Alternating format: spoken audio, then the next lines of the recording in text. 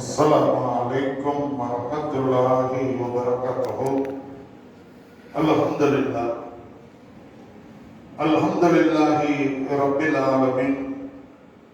அனைத்து புகழும் அகிலங்களை எல்லாம் படைத்து பரிபாலனம் செய்யக்கூடிய வல்ல ரஹ்மான் அல்லாஹ் ஒருவனுக்கு உரித்தாகட்டுமாக.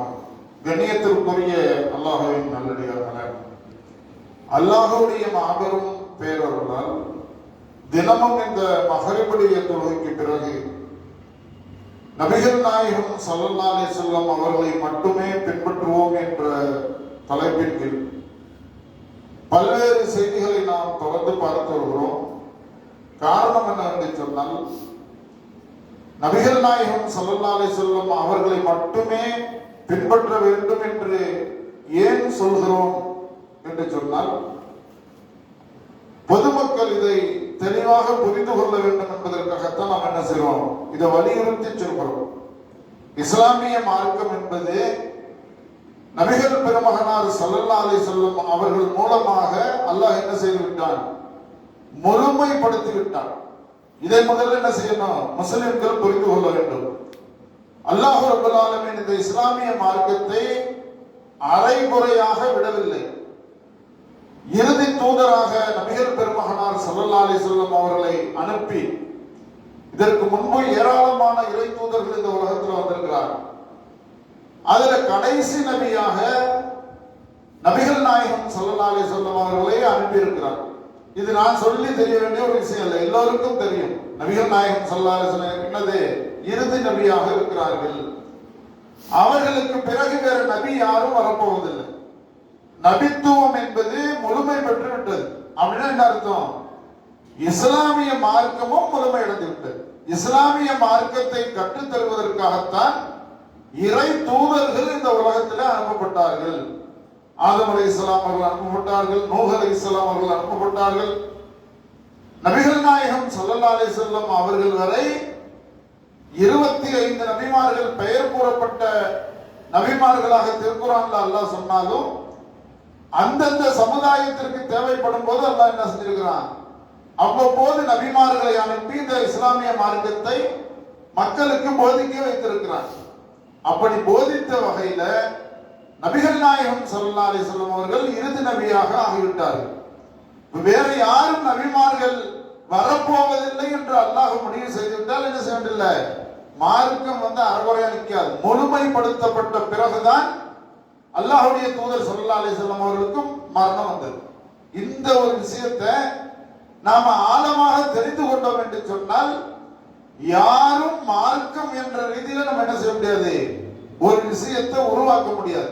ஆனா மக்கள் அதை என்ன செய்யல, புரிந்து கொள்ள மாட்டேங்கிறாங்க. ஒரு மார்க், ஒரு அமலை புதுசா ஒருத்தர் சொல்றதா இருந்தா என்ன செய்யணும், யாருக்கு அதிகாரம் இருக்கு, எந்த சஹாபாக்களுக்கு அதிகாரம் இருக்குதா, இமாம்களுக்கு அதிகாரம் இருக்குதா, யாராவது இந்த ஊர்ல பள்ளிவாசல் இருக்கக்கூடிய அஜர்த்துமார்களுக்கு அதிகாரம் இருக்குதான்னா கிடையவே கிடையாது. எல்லோருக்கும் சஹாபாக்கள் முதல் கியாம நாள் வரை உள்ள முஸ்லிம்களுக்கு என்ன வேலை அப்படின்னா, இஸ்லாத்தை எடுத்து சொல்ல வேண்டியதுதான். ரசூலுல்லாஹி ஸல்லல்லாஹு அலைஹி வஸல்லம் சஹாபாக்களுக்கு ஆணையிட்டார்கள், பல்லிகு அன்னி வலவ் ஆயா, என்னிடமிருந்து ஒரே ஒரு சின்ன செய்தி நீங்கள் பெற்றிருந்தாலும், ஒரு செய்தி மட்டும்தான், அதுவும் கூட ஒரு சின்ன செய்தியா இருந்தா கூட அதை பிறருக்கு நீங்க சொல்லிருங்க, உங்களுக்குள்ள வச்சுக்காதீங்க. அப்ப இஸ்லாமிய மார்க்கம் எடுத்து சொல்லப்பட வேண்டியது நபிமார்களுடைய வேலை முற்று பெற்று விட்டதுனால இன்னைக்கு என்ன இருக்குது, உலகத்துல உள்ள அனைத்து முஸ்லிம்கள் மீதும், அது ஆணாக இருக்கட்டும் பெண்ணாக இருக்கட்டும், இந்த இஸ்லாமிய மார்க்கத்தை அடுத்த தலைமுறைக்கு கொண்டு போய் சேர்க்க வேண்டிய பணி. இஸ்லாம் எப்படி நபிகள் இறை தூதர்கள் மூலமாக சொல்லப்பட்டதோ அதை உள்ளது உள்ளபடி சொல்ல வேண்டிய பணி யாருக்கு, அஜரத்துமார்களுக்கு மட்டும் உள்ள பணி இல்லை, நிர்வாகிகளுக்கு மட்டும் உள்ள பணி இல்லை, அனைத்து முஸ்லிம்களுக்கான பணி. அனைத்து முஸ்லிம்களும் கேட்பாங்க. ஏன், நபிமார்கள் வரப்போறதில்லை, நபிமார்கள் செய்ய வேண்டிய பணியை நாம ஒவ்வொருத்தரும் செய்யணும். அதுக்குதான் நம்ம என்ன செய்யறோம், ஒவ்வொரு கிளையிலும் ஒவ்வொரு பகுதியிலும் பல்வேறு வடிவத்தில் தனிநபர் தாவாவிலிருந்து என்ன செய்யறோம், திருமுனை கூட்டங்கள், மெகாபோன்கள், ஜும்மாக்கள், மஹரிபு பயான்கள், ஃபஜ்ருடைய பயான்கள், இப்படி ஏராளமான வகையில நாம் எடுத்து சொல்லுவது என்னது? இந்த ஏகத்துவப்படி நன்மையை ஏவ வேண்டும், தீமையை தடுக்க வேண்டும். வல்தக்கும் மின்கும் உம்மத்தும் யதுஊன இலல் கைரி வ யஅமுரூன பில் மஅரூஃபி வ யன்ஹவுன அனில் முன்கர் உலாயிக ஹுமுல் முஃப்லிஹூன் என்று அல்லாஹ் சொல்கிறான். உங்களிலே ஒரு கூட்டம் இருந்து கொண்டே இருக்கட்டும், அவர்கள் நன்மையை ஏவட்டும், தீமையை விட்டும் தடுக்கட்டும், அவர்கள் தான் வெற்றியாளர். மறுமையில வெற்றி பெறக்கூடியவர்கள் இவர்கள் தான். அப்ப எல்லா காலத்திலும் எவ்வளவு பிரச்சனை உள்ள காலமா இருந்தாலும் சரி, எவ்வளவு குழப்பம் உள்ள காலமா இருந்தாலும் சரி, நம்முடைய வேலை என்னன்னு சொன்னா நன்மையை நன்மையான காரியங்கள் ஏவணும். தொழுகையில பொதுபோக்காக முஸ்லிம்கள் இருக்கிறாங்களா, தொழுகைக்கான ஏவுதல் வேண்டும். திருமணத்துல இஸ்லாத்து பேணப்படலையா, எடுத்து சொல்லப்பட வேண்டும்.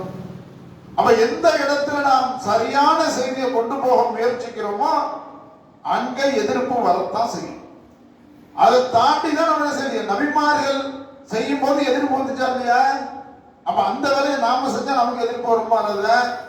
நபிமார்கள் செய்யும் போது என்ன செஞ்சாங்க? அடிச்சாங்க, உழைச்சாங்க, நம்ம மஜ்னூன் அப்படின்னாங்க, பைத்தியக்காரனாங்க, குழப்பவாதிகள்னாங்க. அவங்களே சொன்னாங்க அப்படின்னா அவங்க செய்யக்கூடிய வேலையை நாம செஞ்சா நமக்கு என்ன பேர் கிடைக்கும்? அதே பேர் கிடைக்கும். அதை விட கூடுதலாகவும் கிடைக்கும், குறைவாகவும் கிடைக்கும். அப்ப நம்முடைய வேலை என்னன்னு சொன்ன, கியாம நாள் வரை உள்ள முஸ்லிம்கள் யாரை பின்பற்றணும் அப்படின்னு சொன்ன, நபிகள் நாயகம் ஸல்லல்லாஹு அலைஹி வஸல்லம் அவர்கள் மட்டும்தான், வேற யாரையும் பின்பற்றக்கூடாது. அது தௌஹீத் ஜமாத் தலைவராக இருக்கட்டும், எவரா இருக்கட்டும், பின்பற்றலாம பின்பற்றக்கூடாது.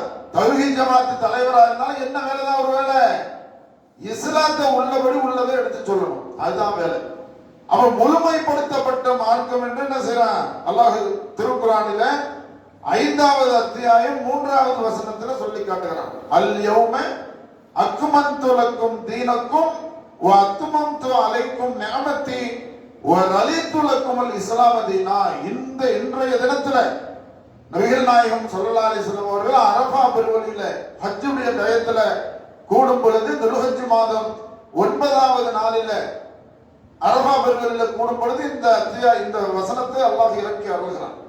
இன்றோடு உங்களுடைய மார்க்கத்தை நான் முழுமைப்படுத்தி விட்டேன், இந்த தீனுல் இஸ்லாத்தை மார்க்கமாக நான் அங்கீகரித்து விட்டேன். அப்படின்னு என்ன அர்த்தம்? ரசூலுல்லாஹி ஸல்லல்லாஹு அலைஹி வஸல்லம் அவர்கள் இன்றைய தினம் அரஃபா பெருவழியில இருக்கும் பொழுது இந்த வசனம் இறங்கியதோ, அதற்கு பிறகு யாருக்கும் ஒரு அமலை இஸ்லாத்துல ஒரு விஷயத்தை புதுசா உண்டாக்க முடியுமான்னு முடியவே முடியாது. சரி, மார்க்கத்துல அல்லாஹ்வுடைய தூதர் ஸல்லல்லாஹு அலைஹி வஸல்லம் மார்க்கத்தை எடுத்து சொன்னாங்களே, அதுல ஏதாவது போட்டு குளறுபடி பண்ணாங்களா? தெளிவில்லையே.